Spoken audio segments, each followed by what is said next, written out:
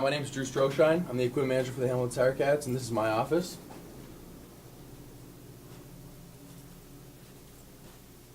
It's a little messy right now. We have a little bit of a sale going on, but I mean, not too much has changed here in the past, whatever 10 some odd years. We like to collect all the helmets that we've used throughout the past few decades here. I mean, the one at the very beginning there, you're looking at suspension helmets and ones that are really most dated. And then as they've kind of progressed, you can kind of see the transition to the more newer styles. That's the Riddell Speed. I mean, we do a lot of work in here, fixing shoulder pads, helmets. I mean, we pass out a lot of our stuff here. All our shorts, socks, that type of thing are all based out of here. It's our sanitizing machine, kill bacteria found in a lot of the equipment the guys use. A tool for pretty much whatever you need. I mean, we got our bases covered in here. It's also a pretty good hangout spot. A lot of the guys like to come in here and hang out because it's a little bit quiet, a little bit of a break from out there, the hooting and hollering with the music going. So we're just doing a little bit of work here, looking at a few different options that we're working on for our 2013 third uniform. I mean, this is pretty much the spot. And now we'll go for a walk down the tunnel.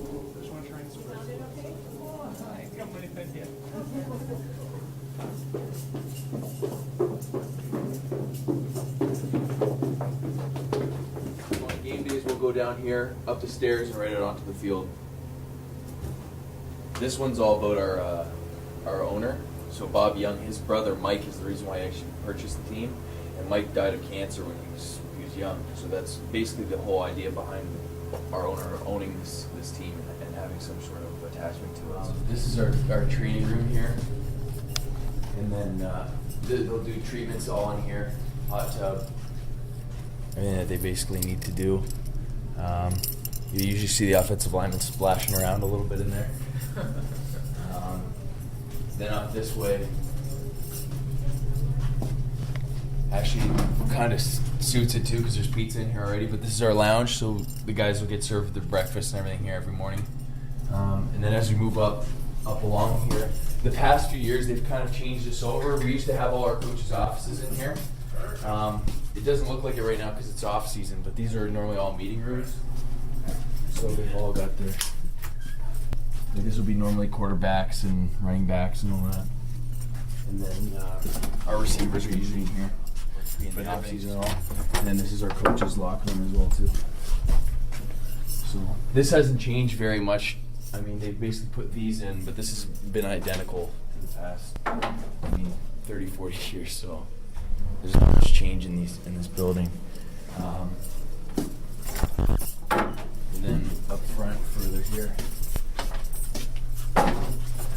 This used to be a reception because this building used to be everything. So we used to do our ticket sales, and this used to be our head coach's, Ron Lancaster. That used to be his office. I still remember from being a kid. And now they've kind of converted this into, we'll usually have lunch buffets set up all in here, our pantries all up here. So it's definitely changed quite a bit over the past couple of years. So, and then this will take you right out onto the street here too. So this is how they used to get walk-ups. Like we used to have, people could come right up off the street and kind of work with reception. So a lot's changed now that we have our spot down in Jarvis Street. But this is home.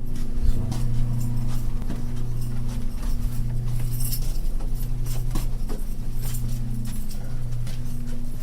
So our weight room's down. You guys can go check that out if you want to.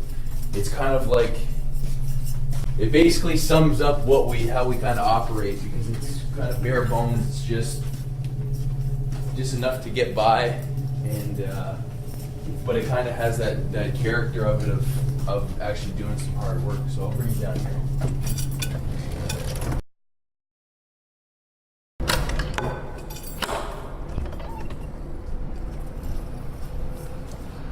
This is our weight room. As you can see, we have some sort of issue here right now in the off season with raccoons and stuff that's kind of really taken over the stadium. So there's going to be a lot of homeless raccoons and stuff. So this will be something that we have to get taken care of. But, I mean, for the most part, this is basically what you're working with.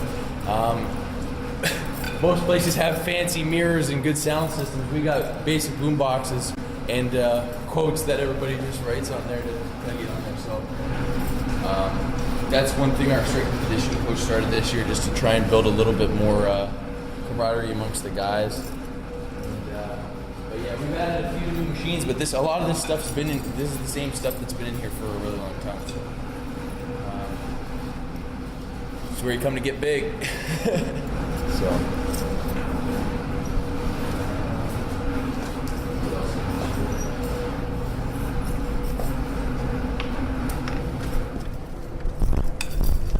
So the city's basically winterized this place. This is basically what they'll go around and do. But on a given practice day, we'll walk out those doors we came out of, and they'll go right across here and right out onto the field. So it's funny, the history of this place, the way that this looks has always remained the same. I was looking back on an old video of actually Angelo Mosca just after the incident, and they were doing some interviews down underneath here with him and a few of the older players from the 60s and 70s. And there's cars parked under here, and you can see the old cars, but everything looks exactly the same. I mean, the section signs are in the exact same spot. So yeah, there's a lot of character and tradition here that you will lose in getting the new stadium. A lot of the guys who haven't been here for a long time, it doesn't have the same appeal because you're coming to a place that you don't have any attachment to. But the ones that have been here for a while and have won here, there's a weird sense of pride in this place. So it's pretty cool.